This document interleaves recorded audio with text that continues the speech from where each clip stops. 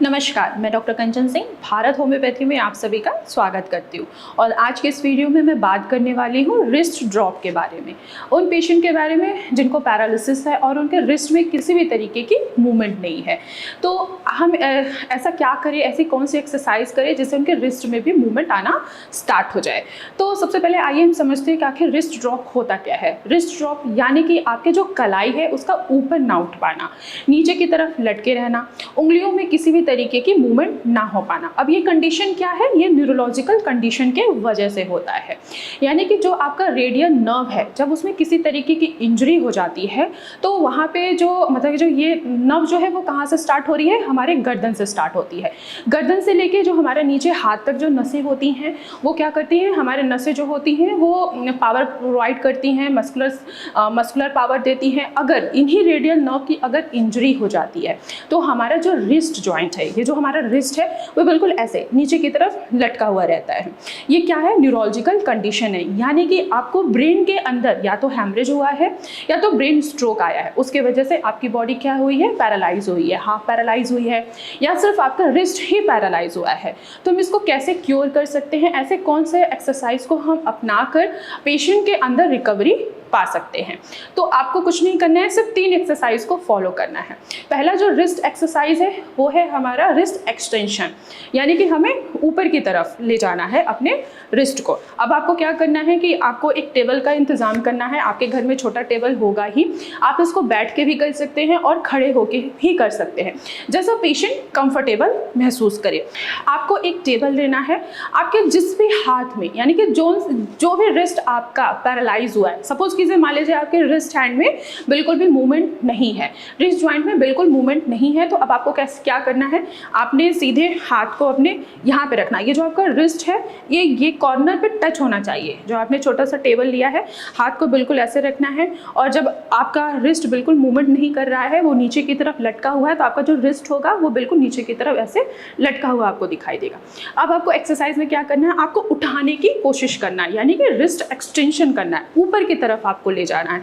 अब कैसे ले जा सकते हैं, ऐसे देखिए, अगर किसी पेशेंट में थोड़ी बहुत रिस्ट में मूवमेंट है तो वो आसानी से धीरे धीरे कर सकता है। लेकिन जिन भी पेशेंट में मूवमेंट नहीं है तो आप किसी का सहारा ले सकते हैं, या अपने लेफ्ट हैंड से आपको बस अपने फिंगर्स को पकड़ना है और धीरे धीरे ऐसे उठाना है। 1, फिर डाउन करना है, 2, फिर डाउन करना है, 3, 4, 5,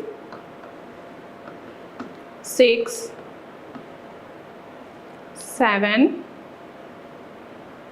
8, 9 और 10। यानी कि आपको 10-10 के 3 सेट करने हैं। इससे क्या होगा कि जो आपके रिस्ट जॉइंट के जो मसल्स है, जो रेडियल नर्व है, इनमें पावर मिलेगा। जब इनको पावर मिलेगा तो ये सीधे मैसेज देंगे आपके ब्रेन को, और आपका ब्रेन इंडिकेट करेगा, जिससे आपके रिस्ट जॉइंट में मूवमेंट आनी स्टार्ट हो जाएगी। दूसरा आपको एक्सरसाइज करना है रिस्ट वेव। वेव से आपको पता लग गया होगा कि यानी कि जैसे हम टाटा बाय बाय करते हैं, सेम वैसे ही हमें हिलाना है अपने इस रिस्ट जॉइंट्स को।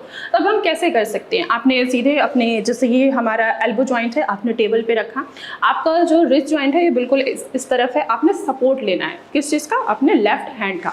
आपने ऐसे सपोर्ट लिया, अब आपको ऐसे 1, 2, 3, 4, 5, 6, 7, 8, 9, 10। इसको भी आपको 10-10 के 3 सेट रोजाना करना है। आप दिन में 2 से 3 टाइम भी कर सकते हैं। इससे क्या होगा कि आपके रेडियल नर्व को पावर मिलेगा, मसल्स में स्ट्रेंथ बढ़ेगा, और जो आपके रिस्ट में बिल्कुल मूवमेंट नहीं है वो धीरे धीरे आपको मूवमेंट आनी स्टार्ट हो जाएगी। तो तीसरा एक्सरसाइज है रिस्ट सर्कल से आपको पता होगा, यानी कि हमें सर्कल बनाना है। आपने देखा होगा कि जो जिम जाते हैं या जो जिम ट्रेनर होते हैं वो अपने रिस्ट को हमेशा ऐसे मूवमेंट करते रहते हैं, ये क्या है हमारा रिस्ट सर्कल। अब पैरालिसिस पेशेंट हैं आप, आपके रिस्ट में बिल्कुल मूवमेंट नहीं है, आपका रिस्ट बिल्कुल इस तरह है या अंदर की तरफ ऐसे है, तो आपको कुछ नहीं करना है, अपने एल्बो जॉइंट को ऐसे टेबल पे बिल्कुल सहारा देके इसको ऐसे रखना है। आपका रिस्ट ऐसे है बिल्कुल लटका हुआ, आपको यहाँ से ऐसे पकड़ना है और इसको ऐसे धीरे धीरे रोटेट करना है। इसको क्लॉकवाइज और एंटी क्लॉकवाइज आप रोटेट कर सकते हैं। आपको ध्यान रखना है कि आपका जो लेफ्ट हैंड है ये ज़्यादा सपोर्ट देके ना है, आपको जो भी मूवमेंट करनी है आपको खुद से करनी है, वो भी अपने राइट हैंड के सहारे। यानी कि जिस बाजू में आपकी पैरालिसिस हुई है, आपके राइट साइड में अगर रिस्ट आपका पैरालाइज हुआ है, तो आपको मूवमेंट क्या करनी है, खुद से करनी है। बस हल्का सा आपको सहारा लेना है अपने लेफ्ट हैंड का, बिल्कुल सेम ऐसे ऐसे घुमाना है आपको धीरे धीरे, यहाँ से सहारा लीजिए या यहाँ से पकड़ के ऐसे इसको रोटेट करिए। तो ये क्या हो गया, रिस्ट सर्कल। जब आप ये तीनों एक्सरसाइज फॉलो करते हैं, रोज़ाना करते हैं, तो आपको इम्प्रूवमेंट अच्छा दिखेगा और आपका जो रिस्ट जॉइंट है जो बिल्कुल मूवमेंट नहीं कर रहा है, फिंगर्स जो हैं वो बिल्कुल मूवमेंट नहीं कर रहे हैं, वो मूवमेंट करना स्टार्ट करने लगेंगे। तो आज की वीडियो में बस इतना ही, फिर मैं मिलूँगी नेक्स्ट वीडियो में। तब तक के लिए धन्यवाद।